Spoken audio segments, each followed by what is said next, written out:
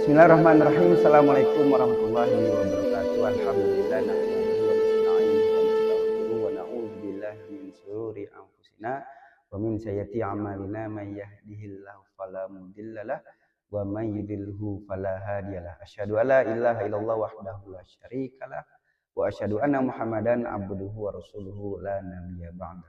Allahumma shalli wa sallim wa barik ala sayyidina Muhammad wa ala alihi wa ashabihi wa man tabi'ahum bi ihsanin ila yaumil qiyamah. Alhamdulillah para pemirsa channel dakwah Khatulistiwa yang senantiasa dimuliakan oleh Allah Subhanahu wa taala. Sebagaimana kita ketahui, hari ini korupsi di negeri ini tampaknya semakin parah. Dari mana kita tahu semakin parah? Karena korupsinya tidak lagi kecil tetapi semakin masif, bahkan sudah bergerombol ya. Semakin terstruktur, makin beragam, bahkan makin brutal, makin tidak terkendali.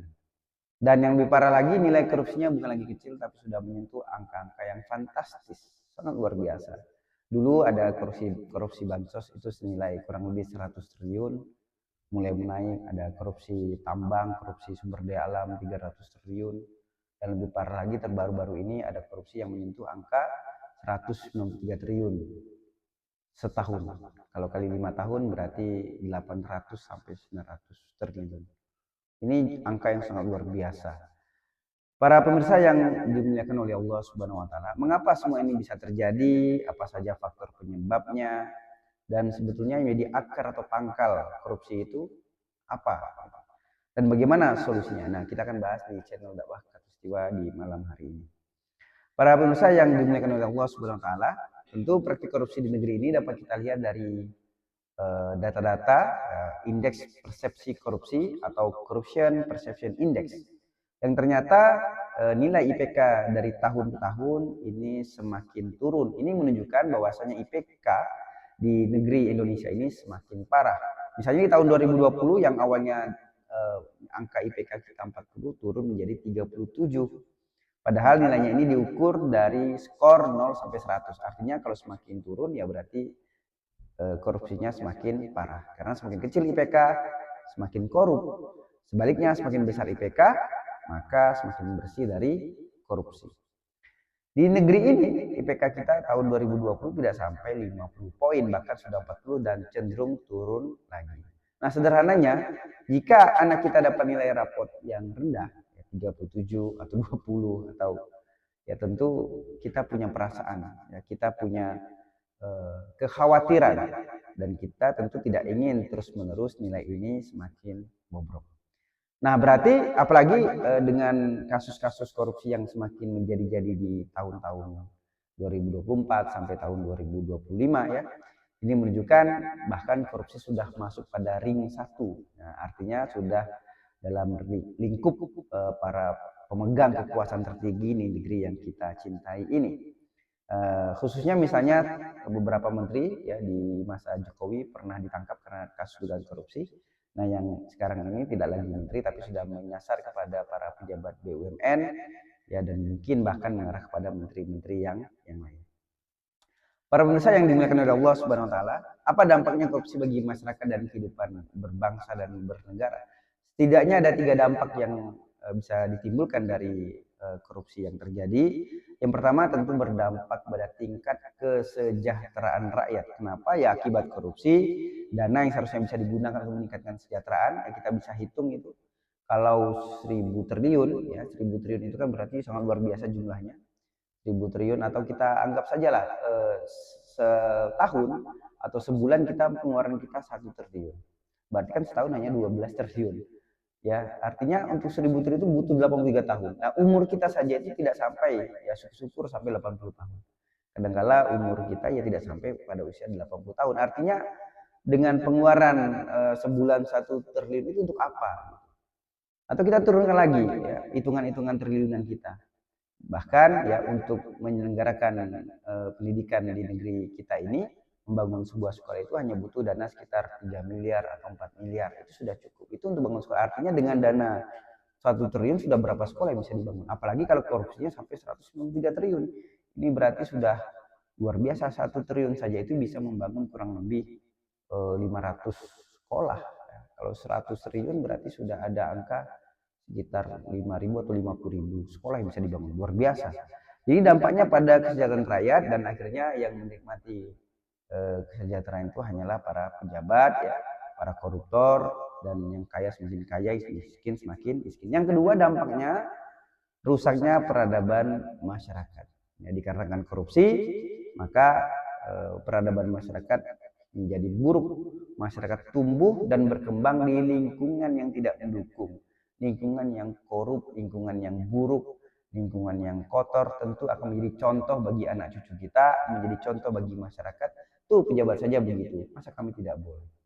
Nah, maka dampak terjadinya korupsi ini, peradaban masyarakat jadi rusak. Mereka akan mudah untuk melakukan kemaksiatan atau kejahatan lainnya dikarenakan ada contoh-contoh yang dari para pemimpin dan penguasanya.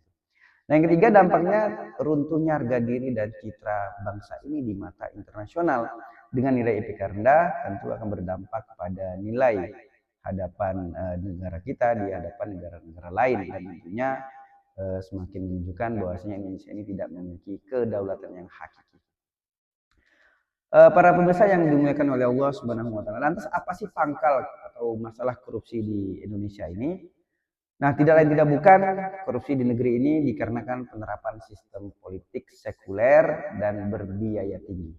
Kita ketahui, ya, mekanisme proses politik di Indonesia ini sangatlah rumit dan biayanya sangat mahal. Ya, maka wajar kalau menjadi penguasa atau pejabat di negeri ini akan menghasilkan pejabat yang memiliki tersandera secara uang, secara utang.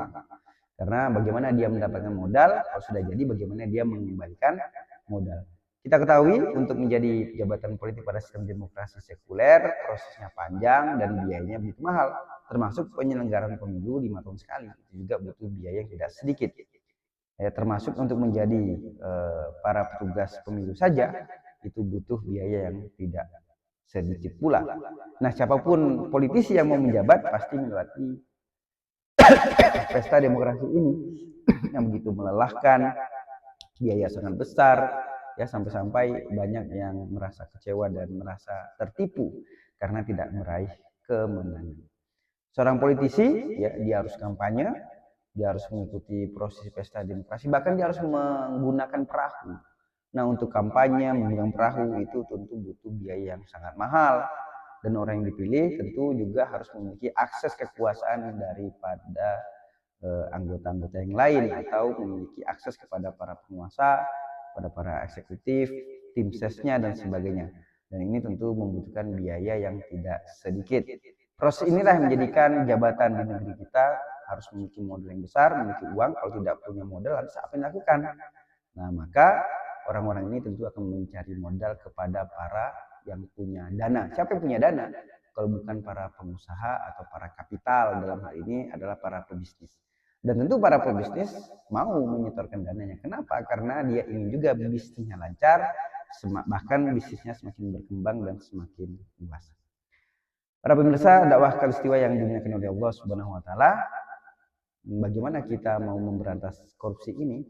Maka harus ada kemauan politik yang kuat, ya, terutama kemauan politik untuk memberantas korupsi, ya, bagi dirinya dan bagi lawan politiknya atau bagi siapapun. Jadi tidak lagi melihat teman, kawan atau lawan, ya. Jadi kita sama-sama melihat bahwasanya korupsi ini adalah tindak kejahatan, bahkan dalam pandangan Islam ini termasuk tindakan kemaksiatan, sehingga harus diberantas, ya, karena memang korupsi adalah kejahatan.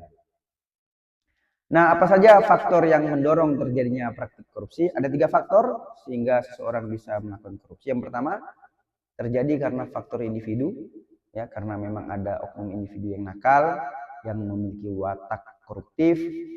Namun individu ini, ya, dia melakukan itu karena mungkin lemahnya pemahaman, lemahnya pengetahuan, apalagi lemahnya iman dan ketakwaan kepada Allah Subhanahu wa taala.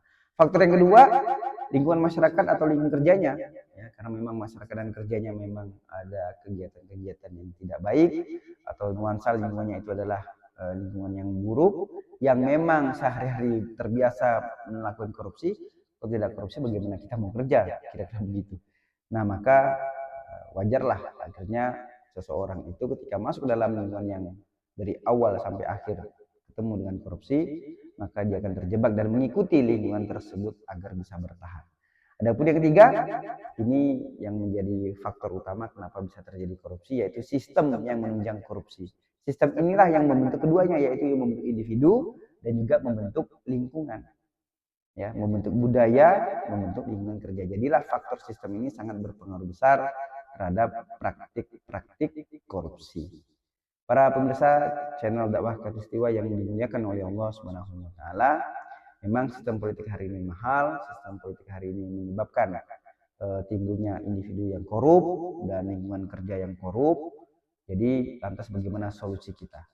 Selain kita menerapkan sanksi yang tegas, ya, selain kita mewujudkan orang-orang yang bertakwa, lingkungan yang positif, tentu kita juga ingin bagaimana sistem ya yang diterapkan di negeri kita ini juga berangkat dari sistem yang benar. Sehingga solusi dalam pandangan Islam kalau ingin memberantas korupsi itu bermula dari sistem hukum yang diterapkan. Tidak hanya sistem hukum tapi juga sistem politik yang ditegakkan. Dengan diterapkannya sistem hukum dan ditegakkannya sistem politik Islam, maka insya Allah akan terbentuk pribadi yang bertakwa, lingkungan yang senantiasa taat kepada Allah, dan tentu juga hukum yang tegas ini akan memberikan efek jera dan sanksi yang sangat luar biasa bagi para pelaku korupsi. Karena korupsi dalam pandangan Islam itu bukanlah pencuri, tapi dia pengkhianat. Dan pengkhianat tingkatan sanksinya bisa penjara, bisa dipotong tangannya atau disita kekayaannya, bahkan paling tinggi bisa dihukum mati. Nah, Islam mengharamkan proses suap menyuap, Islam juga mengharamkan korupsi, sumber-sumber biaya atau dana yang tidak jelas itu akan ditutup celah itu, sehingga sistem hukum dalam Islam sudah mencegah dari awal hukum itu diterapkan. Namun ini perlu didukung oleh sistem politik yang benar, sistem politik yang tidak ada transaksi politik dan tidak ada juga biaya-biaya yang begitu mahal. Nah, oleh karena itu, para hadirin yang dimuliakan Allah, kita harus mengubah sistem demokrasi yang sangat mahal ini dengan sistem yang lebih efisien, yaitu sistem Islam yang mampu mencetak SDM-SDM yang berkarakter baik, profesional, terutama dia adalah orang-orang yang beriman dan bertakwa kepada Allah Subhanahu wa taala. Dan yang kedua, caranya kita menegakkan hukum yang adil, yaitu hukum peradilan Islam yang memang hukum ini bersumber dari Allah Subhanahu wa taala, yaitu hukum syariah Islam. Bagaimana menerapkannya, bagaimana menjalankannya, tentu ini butuh proses pendidikan, butuh proses dakwah, butuh proses perjuangan, dan suri tauladan perjuangan itu sudah ada pada diri Rasulullah SAW. Kita tidak perlu mengikuti cara-cara yang lain. Insya Allah, semoga negeri kita terbebas dari korupsi.